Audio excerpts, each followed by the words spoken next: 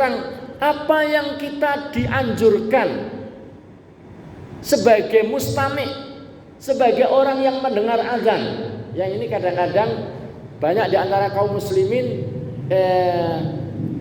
bisa jadi tidak mengetahuinya atau mengetahuinya tapi lalai mengamalkan. Nah, dalam kesempatan ini kita ingin ingatkan kembali apa yang kita dianjurkan untuk kita lakukan saat kita mendengar azan. Ya. Pertama adalah mengikuti apa yang diucapkan muadzin, menirukan apa yang diucapkan muadzin. Ya. Jadi muadzin mengucapkan apa, setelah itu kita tirukan. Muadzin mengucapkan Allahu Akbar, maka kita yang mendengar, ya, maka kita menirukan Allahu Akbar, Allahu Akbar. Begitu seterusnya, kecuali pada kalimat hayya 'alas shalah, hayya 'alal falah. Ini yang kemudian disebut dengan hayya 'alah. Hayya 'alah, ya. Nah, ketika ucapan hayya 'alas shalah, hayya 'alal falah, maka kita menirukannya bukan dengan sama dengan kalimat itu, tapi dengan mengucapkan apa? La haula wala quwata illa billah. Jamaah sekalian, rahimakumullah, dalam satu hadis diterangkan ketika seseorang mendengar azan, kemudian dia mengikuti, ya, dia mengikuti seperti atau menirukan seperti yang diucapkan muadzin, dan menirukannya itu, mengikutinya itu adalah min qalbihi, dari hatinya. Karena ada orang itu menirukan tapi ya mulutnya saja, tapi hatinya nggak ikut, mungkin mikirin apa dan sebagainya. Min qalbi, dari hatinya, maka orang yang seperti itu adalah dakhalal jannah. Jemaah sekalian rahimani wa rahimakumullah. Jadi kita dianjurkan untuk menirukan apa yang diucapkan oleh muadzin. Nah, ini kita harus biasakan. Kita ajarkan pada istri kita, anak-anak kita. Karena banyak di antara, ya, kaum muslimin termasuk mungkin keluarga kita itu yang ketika azan ya ada dengar tapi nggak ditirukan, ya, atau karena nggak biasa atau nggak dibiasakan. Maka melalui kesempatan ini diingatkan kembali. Para hadirin sekalian rahimani wa rahimakumullah, di sini disebutkan bahwa yang dianjurkan untuk mengikuti menirukan tadi setiap yang mendengar, baik itu yang dalam kondisi suci atau dalam kondisi berhadas sekalipun, baik yang junub, yang haid, yang tua, yang kecil, karena ini bagian daripada zikir, ya. Kecuali orang yang sedang di toilet, Pak. Kalau di toilet nggak usah jawab, ya. Kalau di toilet nggak boleh jawab, nggak usah jawab. Atau orang yang sedang jima, sekalian sedang jima dengar azan subuh, nggak usah jawab, ya. Jadi kecuali yang sedang jima, ya, sedang jima.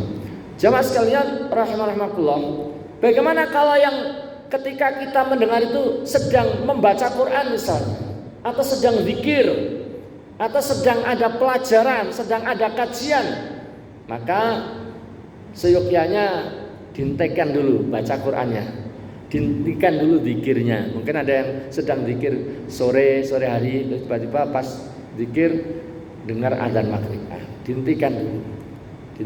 Atau zikir apa yang kita baca dengar azan, maka kita hentikan dulu, ya. Dihentikan untuk menirukan muadzin. Atau sedang ada pelajaran, ada kajian begini terus azan, maka ya berhenti dulu untuk mendengarkan dan menirukan azan. Para hadirin sekalian rahimani wa rahimakumullah,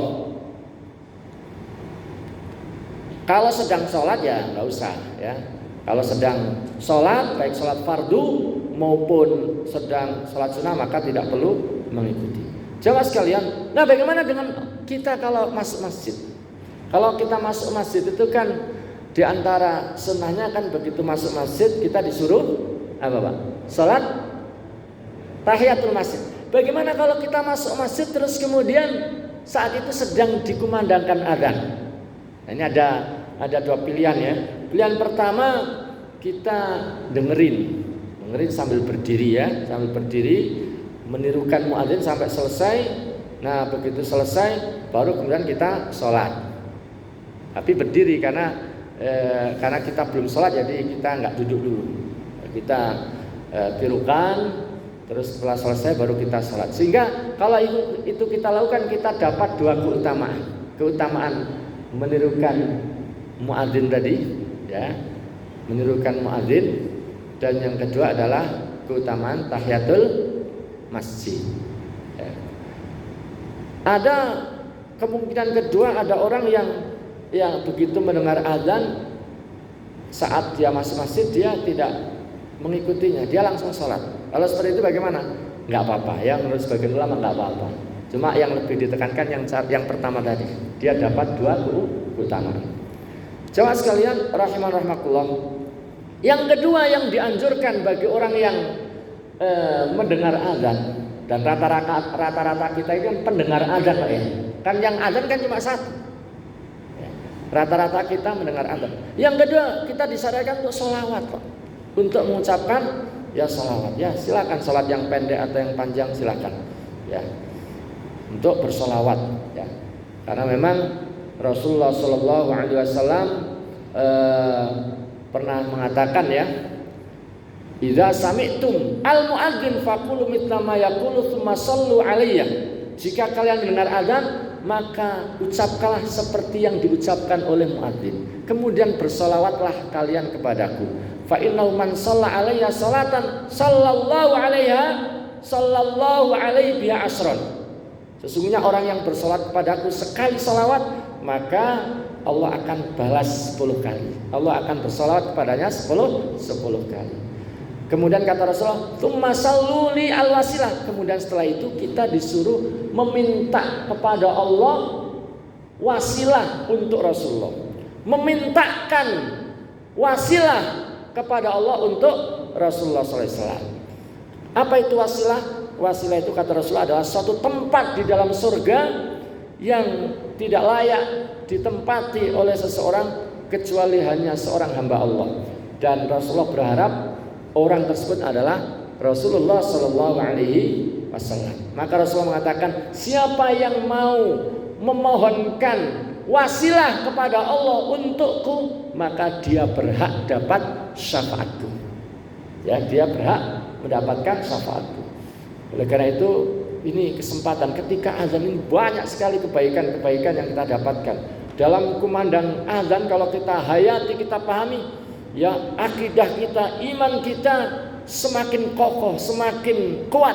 Karena di dalamnya ada perkara-perkara akidah yang kita diingatkan kembali. Yang kedua tadi, dengan kita mendengarkan menirukan dari lubuk hati kita, ya dengan penuh konsentrasi, maka kita dijamin masuk surga. Terus kemudian dengan kita setelah menirukan tadi bersolawat, kita disolawati oleh Allah Subhanahu Wa Taala ya 10 kali lipat. Dan kemudian ketika kita lanjutkan dengan memohonkan wasilah untuk Rasulullah, mohonkan wasilah pada Allah untuk Rasulullah dengan kita mengucapkan Allahumma rabba hadhihi da'wati tammah was salatil qa'imah ati Muhammadanil wasilata wal fadilah wa ba'athu maqaman mahmudan alladzi wa'adtah. Kalau kita ucapkan itu, maka kita akan dapatkan syafaat dari Rasulullah sallallahu alaihi wasallam. Kita semua pengen dapat syafaat. Kita percaya ada syafaat dan kita butuh syafaat. Salah satu cara untuk mendapatkan itu adalah mengamalkan. Maka sangat rugi bagi orang yang lalai dari mengamalkan. Maka ya agar ilmu ini bermanfaat, maka kita amalkan. Kita ajarkan kepada anak-anak kita, kepada keluarga kita, kepada istri kita, kepada orang-orang yang belum mengetahui agar mendapatkan kebaikan-kebaikannya, dan kita pun akan mendapatkan aliran pahala dari semua orang yang mengetahui dari apa yang kita beritahukan. Jamaah sekalian rahimakumullah. Kemudian di sini juga dijelaskan ya tentang